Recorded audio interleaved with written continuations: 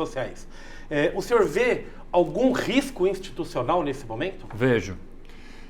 E aqui a gente sempre utiliza a palavra golpe numa concepção de que golpe ele significa o tanque na rua, violência, pessoas sendo ali governantes depostos mediante uso da força. O golpe muitas vezes ele pode se dar nas entranhas, entre poderes, nos conchavos. Nós já tivemos no passado recente do Brasil um golpe.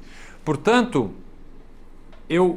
infelizmente, aqui é uma previsão chata da gente fazer, eu prevejo uma ruptura institucional, eu prevejo uma instabilidade institucional, porque nunca na história do Brasil esta ruptura foi avisada com tamanha antecedência. O presidente Bolsonaro o mundo inteiro, né? Já deixou bastante claro que, se derrotado nas urnas, ele não aceitará o resultado. Por mais que tenha uma fala ou outra, não, eu vou aceitar. O que aconteceu essa semana, diante de 55 embaixadores, mostra justamente o contrário. Então, nunca antes, no nosso país, uma ruptura institucional foi avisada com tamanha antecedência. Isso é extremamente grave para todo mundo que está no campo democrático. Aqui não tem esquerda, direita. Aqui tem democracia ou barbárie. Você pode não defender os outros candidatos que fazem oposição ao governo Lula, mas temos que ter todos aqui, independentemente de partidos e ideologia, um norte, uma espinha dorsal. E isso é a democracia. Que tipo de ruptura, doutor? Como se daria? Violência. Infelizmente, eu prevejo, volto a dizer, não é uma previsão que eu gostaria de fazer, mas eu tenho que alertar, porque é um posicionamento meu público já de tempos, até para que as instituições, a população se proteja.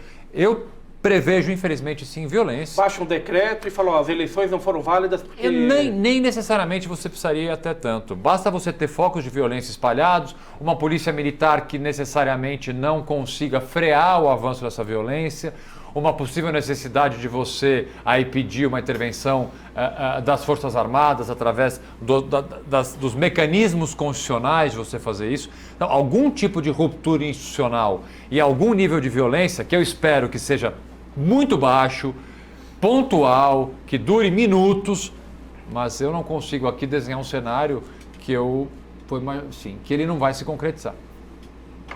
Vamos lá, doutora Kalu, sua pergunta para o nosso convidado especial. Então, entrando nessa questão dessas ameaças que o presidente tem feito ao processo eleitoral, o que a nossa justiça brasileira pode fazer para diminuir esse risco?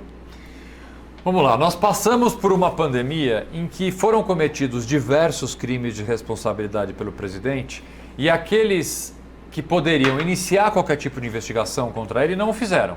Um crime de responsabilidade, nós teríamos Arthur Lira, como presidente da Câmara, para fazer alguma coisa, não fez.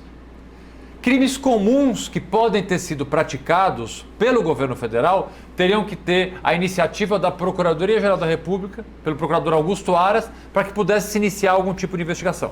Também não fez. Então, veja assim, doutora Kalu, eu vejo com pouquíssima plausibilidade as autoridades que têm competência para fazer algo, uma iniciativa, seja de um crime de responsabilidade ou de um crime comum, fazerem nesse momento. Se não fizeram até agora, não farão agora. A única possibilidade que eu vejo é o Poder Judiciário através de sanções eleitorais. Essas sim podem acontecer, como já aconteceram com candidatos, por exemplo, que difundiram notícias falsas com fins eleitorais. Isso eu acredito que possa haver alguma consequência. Mas eu acho, sabe, e aqui é uma reflexão um pouco pessimista também e triste de fazer, que não há uma vontade política para se fazer isso. Vamos deixar a eleição. Deixa a eleição acontecer e vamos ver no que vai dar. Eu acho perigoso. Empurra essa expectativa para depois. Empurra, vamos deixar. Não, deixa ele falando sozinho. Não vou aqui caçar a chapa, não vou entrar com... porque isso vai aumentar a fervura. Eu não sei se não é ou não pode ser uma decisão estratégica não vamos esticar a corda. Esticar a corda é um termo que está sendo muito usado. Não vamos esticar tanto a corda nesse momento. Vamos deixar o resultado das urnas dizer quem tem que ser eleito e esperar para o melhor. Eu, infelizmente, tenho uma postura um pouco diferente. A gente tem que esperar para o pior. E também tem o resultado real das urnas, né? Então, assim, qual vai ser esse resultado? Exatamente. Vai ser naquela margem de erro? A gente nem sabe qual é. Vai ser expressivo, né? Exato. Doutora, como que internamente a doutora tem a pré-candidatura pela pré-candidatura coletiva, né? Como que os seus companheiros estão analisando esse momento atual aí? contenção, como apresenta o doutor? A gente está preocupado também, porque a gente tem visto, né, os casos de violência crescendo no país. Né? Eu lembro que eu passei por isso também, na época que eu tive como candidata, 2 anos atrás, né, a vice-prefeita com o Fuad. Eu lembro que tinha muita violência, principalmente nas redes sociais, né? E assim, a gente como mulher, né, e populações aí mais vulneráveis sentem isso mais na pele. Então, há muita preocupação, sim, dentro da coletiva plural, porque são pessoas que representam também, né, o negro, os indígenas, populações vulneráveis. Mas, por outro lado, né, nós trazemos a esperança de reconstruir esse país, a esperança que o amor vença o ódio, a esperança, né, no que o respeito volte a reinar nesse país. Então, a gente não vai desistir. O espírito da liberdade de expressão tem limites também, né, doutor? Então, assim, não podemos divergir, né, de uma série de formas. Agora, não, a agressividade começa pelas redes sociais e depois pode virar de fato na rua, né, doutor? Eu dou uma palestra só sobre isso. Não é o tema da minha palestra hoje aqui na OAB que eu vou dar, mas foi a palestra que eu dei ontem em outra subseção da OAB, justamente quais são os limites da liberdade de expressão. Né? A liberdade de expressão não é absoluta. Você pode criticar, e você tem, pelo contrário, todo o direito de criticar. A Constituição te garante o direito de se manifestar contra ou a favor, sair nas ruas para pedir o que você entender. Sim. O limite que a lei prevê. Eu não posso xingar, não posso ameaçar, eu não posso propor a retirada à força de um governante, porque eu estou ultrapassando a lei e não tem liberdade de expressão para isso.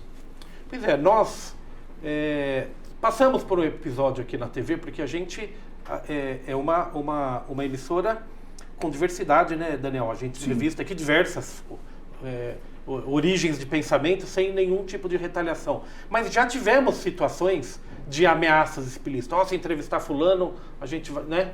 Então, assim, isso vai efervescendo a população, né, doutora? Sim. Eu me lembro, uns anos atrás, pouco tempo atrás, o Boulos foi convidado a dar uma palestra aqui no Instituto Federal. É verdade. E as pessoas fecharam, inclusive um representante da política, né? Não me lembro exatamente quem era. Mas assim, as pessoas fecharam a entrada, entendeu? Do Instituto Federal. Não queriam deixar as pessoas entrar para assistir a palestra do Boulos. Foi um deputado federal. Veio para cá para não deixar o outro candidato falar. É bem democrático. Bem democrático. Bem democrático. E não era candidato, não era, na verdade ele veio fazer uma palestra. Na época. Ponto. O Boulos não veio nem como candidato, ele veio como palestrante. Convidado pelos estudantes. O tema era educação para jovens, acesso à educação para jovens, né? Sim. Alguma coisa assim, foi bem democrático. Uma situação bonita da direita. Mas a gente conseguiu, né? Então a gente acabou passando essa barreira e tal. A gente teve essa palestra. Mas, assim, são episódios que deixam marcas muito feias, né, na nossa democracia.